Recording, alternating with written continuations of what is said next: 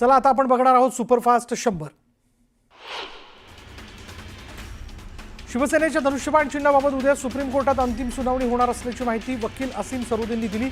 Supreme कोर्टात होणाऱ्या सुनावणीमध्ये लेखी स्वरूपात दाखल झालेले मुद्दे युक्तिवादाचा आधार असणार असल्याचे ते म्हणाले. बेस्ट कर्मचाऱ्यांना दिवाळीपूर्वी बोनस मिळणार आहे आणि यामुळे बेस्ट कर्मचाऱ्यांची दिवाळी गोड होणार आहे. बेस्ट कामगार सेनेच्या प्रयत्नांना यश आल्यानं कर्मचाऱ्यांमध्ये आनंदाचं वातावरण आहे. नवी मुंबई विमानतळाचं उद्या उद्घाटन होतंय. पंतप्रधान नरेंद्र मोदींच्या शुभ हस्ते उद्घाटन सोहळा संपन्न होणार आहे. यामुळे पनवेल उल्वेसह आजूबाजूच्या रस्त्यांची सजावट करण्यात आली. नवी मुंबई विमानतळाला लागून असलेल्या 5 गावांचं पुनर्वसन करायला सिडकोनं सुरुवात केली. यामुळे विमानतळाच्या 3ऱ्या धावपट्टीचा मार्ग मोकळा झाला. पुनर्वसनाला 12 वर्षे विरोध करणाऱ्या शेतकऱ्यांनी आता स्वतःहून पुनर्वसनासाठी तयारी दाखवली आहे. आणि आता इतरही घडामोडी सविस्तर. अमरनाथ पूर्वेच्या निसर्ग ग्रीन आणि बी केबिन परिसरात रासायनिक वायू हवेत पसरला आणि यामुळे दुर्घट वातावरण निर्माण झालं. या रासायनिक वायूचा इथल्या नागरिकांना त्रास होतोय. विशेषतः श्वास घेण्यासाठी नागरिकांना त्रास होतोय आणि गेल्या 3 दिवसांपासून मोरिवली भागात असलेल्या केमिकल कंपन्या या वायू हवेत सोडत असताना प्रदूषण नियंत्रण मंडळ मात्र त्याकडे दुर्लक्ष करत आहे.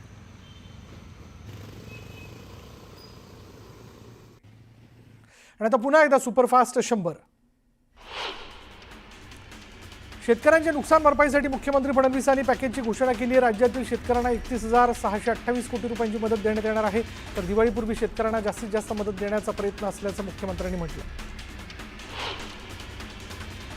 राज्यातील 29 जिल्ह्यांमधील 253 तालुक्यांमधील शेतीचं नुकसान झाल्याची माहिती फडणवीसांनी दिली. यात 68,69,000 हेक्टरवरील पिकांचं नुकसान झाल्याचं ते म्हणाले. सरकारने शेतकऱ्यांसाठी जाहीर केलेल्या पॅकेजवर प्रहार संघटनेचे अध्यक्ष बच्चू कडू समाधानी नाहीत. राज्य सरकारच्या निषेधार्थ हजारो शेतकरी तिवसा शहरामध्ये रस्त्यावर उतरले आणि बच्चू कडू यांच्या नेतृत्वात अमरावती नागपूर राष्ट्रीय महामार्गावर रास्ता रोको आंदोलन केलं. ओला दुष्काळ जाहीर करून शेतकऱ्याला सरसकट 50,000 रुपये हेक्टरी अनुदान द्या आणि संपूर्ण कर्जमाफी करा अशी मागणी करत बीडचा माजलगाव तहसील कार्यालयावर आक्रोश मोर्चा काढण्यात आला. शेतकरी संघर्ष समितीच्या वतीनं या मोर्चाचं आयोजन करण्यात आलं होतं. सांगलीच्या जतमध्ये काँग्रेसने आंदोलन केलं. शेतकऱ्यांना तातडीनं मदत देण्याची मागणी यावेळी करण्यात आली. यावेळी मोठ्या संख्येनं कार्यकर्त्यांनी आंदोलनात सहभाग घेतला. चंद्रपूरच्या केरोडा गावातील शेतकऱ्याने जमीन फिरफार प्रकरणात विषप्राशन केले. यात शेतकऱ्याचा मृत्यू झाला. कुटुंबियांनी मृतदेह ताब्यात घेण्यास 24 तासांनंतरही नकार दिला. परभणीत बंजारा समाज बांधवांनी एसटीमधून आरक्षण मिळावं या मागणीसाठी मोर्चा काढला. या मोर्चामध्ये महिलांची संख्या लक्षणीय आहे. पारंपरिक वेशभूषेमध्ये बंजारा समाजाच्या महिला सहभागी झाल्या असून आरक्षणाच्या हक्कासाठी आम्ही देखील रस्त्यावर आहोत असा संदेश त्यांनी सरकारला दिला. बंजारा समाजाला हैदराबाद गॅझेटनुसार आरक्षण मिळावं या मागणीकरता आज जळगावमध्ये महामोर्चाचं आयोजन करण्यात आलं होतं. मराठा समाजाप्रमाणे बंजारा समाजालाही हैदराबाद गॅझेटनुसार आरक्षण देण्यात यावं, नाहीतर आगामी निवडणुकीबाबत बंजारा समाजाला विचार करावा लागेल असा इशारा थेट बंजारा समाजाने या मोर्चाच्या माध्यमातून दिला.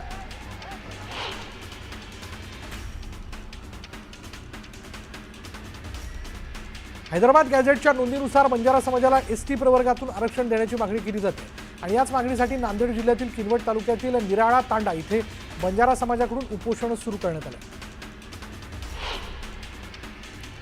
सर्वोच्च न्यायालयाचे सरन्यायाधीश भूषण गवई यांच्यावर वकिलाने बूट फेकण्याचा प्रयत्न केल्याचा धक्कादायक प्रकार घटनेने देशभरात संतापाची लाट उसळली आहे. या घटनेचा तीव्र निषेध करण्यासाठी नागपूर जिल्हा वकील संघटनेतर्फे आज जिल्हा न्यायालयाच्या मुख्य द्वाराबाहेर जोरदार घोषणाबाजीसह निषेध आंदोलन करण्यात आलं.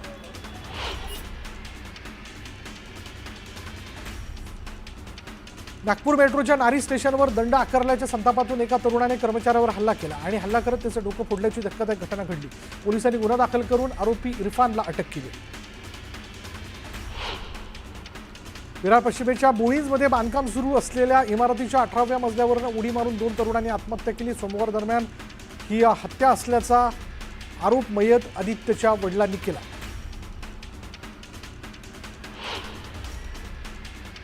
आता वेळ झाली का ब्रेक घेऊयात. पहा फक्त न्यूज 18 लोकमत.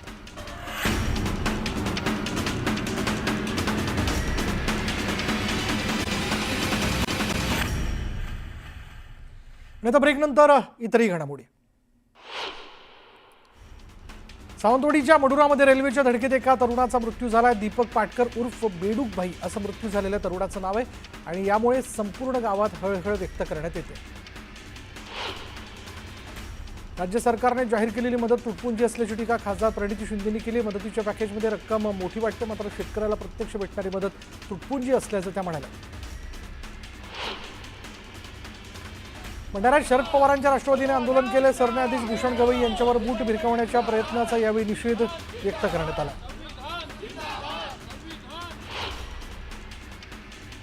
यानंतर या बुलेटिनमध्ये इथेच थांबणार आहोत. पहा फक्त न्यूज 18 लोकमत.